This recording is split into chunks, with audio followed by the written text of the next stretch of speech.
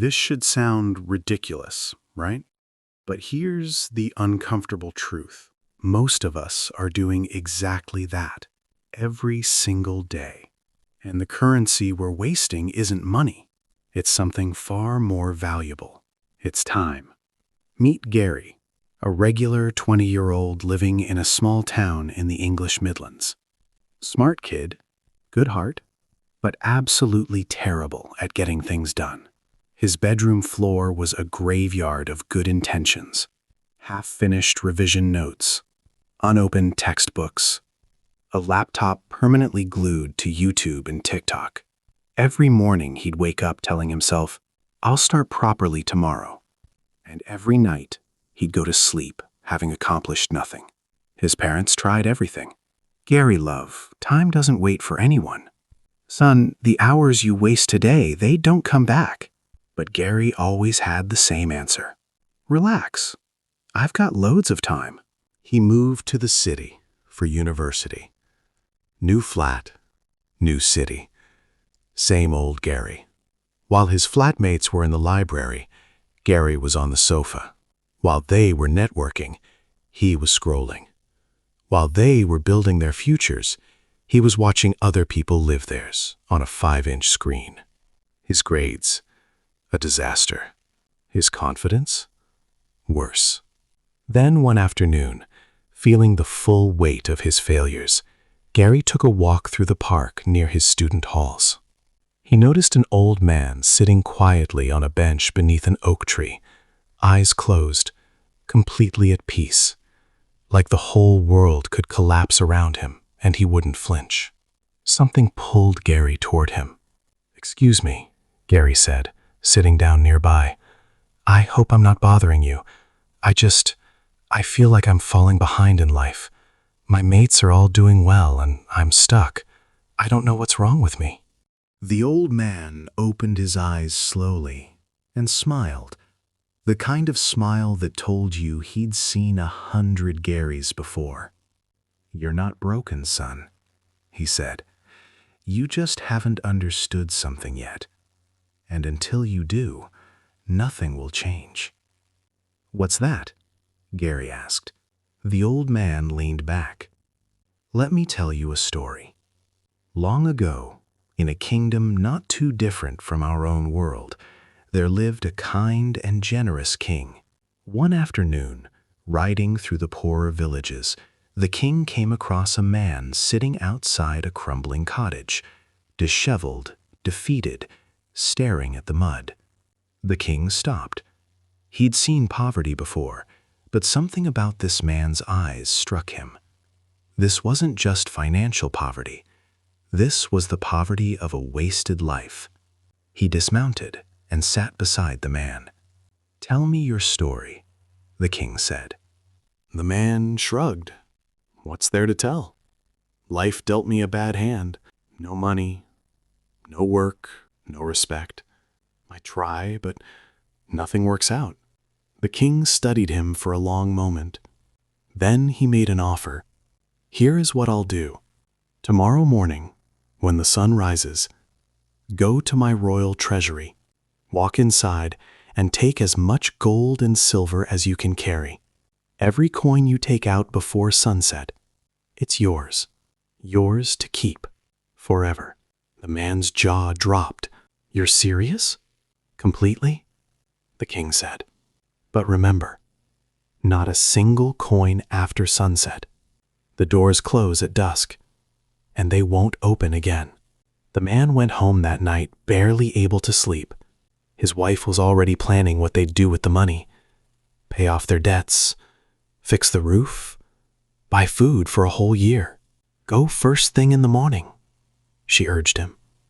"Go at dawn." I will," he said. "Don't worry. We've got the whole day." Morning came, but instead of leaping out of bed, the man stretched. "I'll just have a proper breakfast first. Can't carry gold on an empty stomach." His wife made him a full meal. He ate slowly, leisurely. Then he sat back in his chair, full and comfortable. And then, because comfort is the enemy of urgency. He closed his eyes. Just for a moment, he told himself. He slept for 2 hours. When he finally set off toward the palace, the sun was already high. He walked at an easy pace, enjoying the morning air, thinking about which rooms in the treasury he'd start in. Halfway there, he passed through a shaded lane, and the cool breeze made his eyelids heavy. He spotted a grassy bank under a willow tree. "I'll just rest 5 minutes, then I'll go at full speed." He slept for 4 more hours. When he opened his eyes, the sky had turned amber. The sun was low and falling fast. Panic hit him like cold water. He sprinted, pushed through crowds, knocked over a fruit stall. His lungs burned and his legs screamed, but he kept running, driven now by pure, desperate terror. He reached the palace gates just as the last sliver of sun touched the horizon. Clang! The heavy iron doors shut, bolted, locked.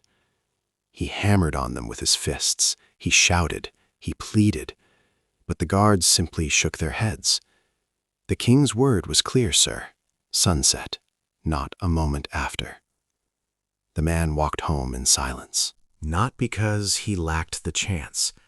Not because the gold wasn't real. Not because the king had betrayed him, but because he chose comfort over urgency. Because he convinced himself he had more time than he did. Because he treated a once-in-a-lifetime opportunity like it would wait patiently while he napped. The old man fell silent. Gary sat very still on the bench. Something had shifted inside him. He could feel it.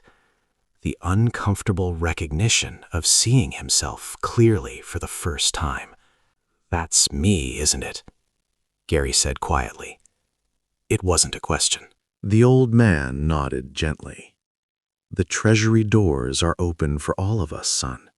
University, youth, health, opportunity. But they don't stay open forever, and they don't send a warning before they close." Gary looked down at his hands. "So, what do I do?" "You've already done the hardest part," the old man said. "You've seen the truth. Most people never get that far. Now, you simply start. Not tomorrow, not after lunch. Now." Gary walked back to his flat that evening, a different person. He didn't overhaul his entire life overnight. That's not how real change works. But he opened his textbook that night. He made a plan. He went to bed, having actually done something. Then he did it again the next day, and the day after that. Within a few weeks, his tutors noticed. Within a month, his grades had turned around. By the end of the semester, the student who had once been invisible was now the one others were asking for help. He hadn't become smarter. He hadn't gotten lucky. He had simply stopped treating his time like it was unlimited and started treating every hour like the gold it actually was. The lesson. The treasury is open right now.